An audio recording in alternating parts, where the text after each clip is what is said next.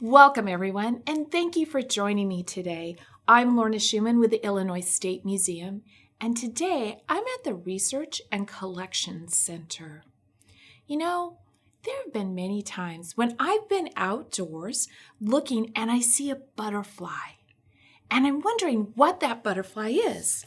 Look at this right here. I have a painted lady here on some flowers.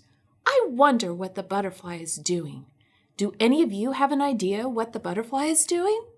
I bet you I know someone who might be able to help us out. Her name is Dr. Meredith Mahoney. Let's go talk to her and see what she can tell us. Hi, Meredith. Hi, Lorna.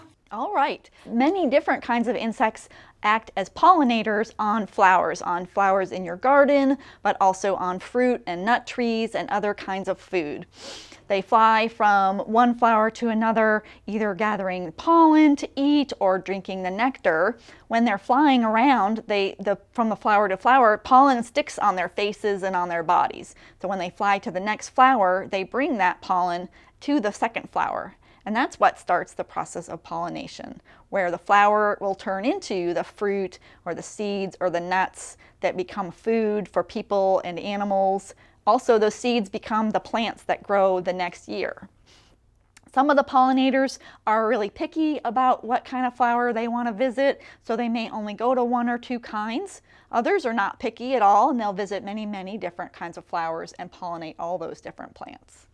And I brought today some examples of insects that are pollinators. So butterflies, like this yellow clouded sulfur, and this brown and orange great spangled fritillary. Butterflies visit and they drink the nectar from flowers. So that's a sugary liquid, gives them lots of energy, and they use it as their food. Bees, like the honeybee, they'll visit flowers and they collect both pollen as food and the nectar, and they drink the nectar, and they also use the nectar to make honey, which is something that people and animals like to eat. Other bees, like the bumblebee and the carpenter bee, they collect pollen, and that's a food source that they eat from flowers. So those are only collecting pollen.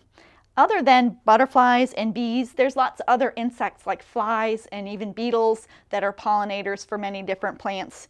So one example is a longhorn beetle here called the locust borer, and they really like to eat the pollen of goldenrod flowers in particular. So in the fall, especially when you have all that yellow goldenrod, you can find those beetles eating the pollen on those plants.